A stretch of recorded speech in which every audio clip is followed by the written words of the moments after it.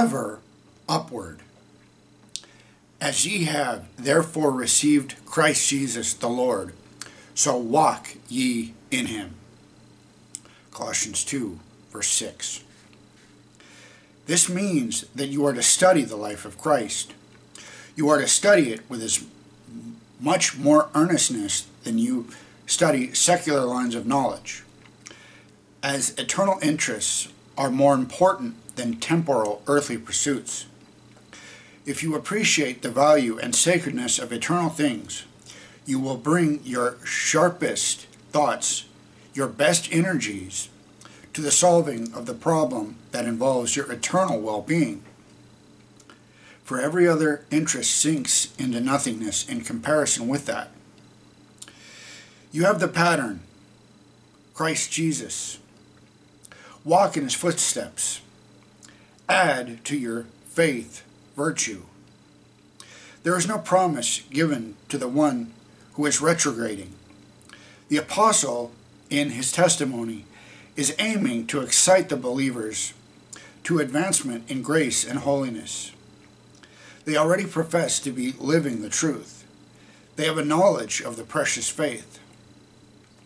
They have been made partakers of the divine nature.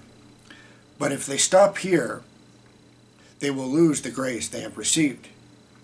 Truth is an active, working principle, molding heart and life, so that there is a constant upward movement. In every step of climbing, the will is obtaining a new spring of action. The moral tone is becoming more like the mind and character of Christ. The progressive Christian has grace and love, which passes knowledge, for divine insight into the character of Christ takes a deep hold upon his affections. The glory of the Lord revealed above the ladder can only be appreciated by the progressive climber, who is ever attracted higher to nobler aims which Christ reveals. The steps upward to heaven must be taken one at a time. Every advanced step strengthens us for the next.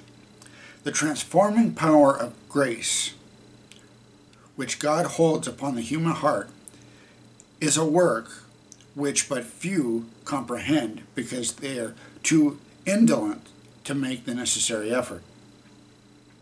It is beyond the power of man to conceive the high and noble attainments that are within his reach if he will combine human effort with the grace of God, who is the source of all wisdom and power.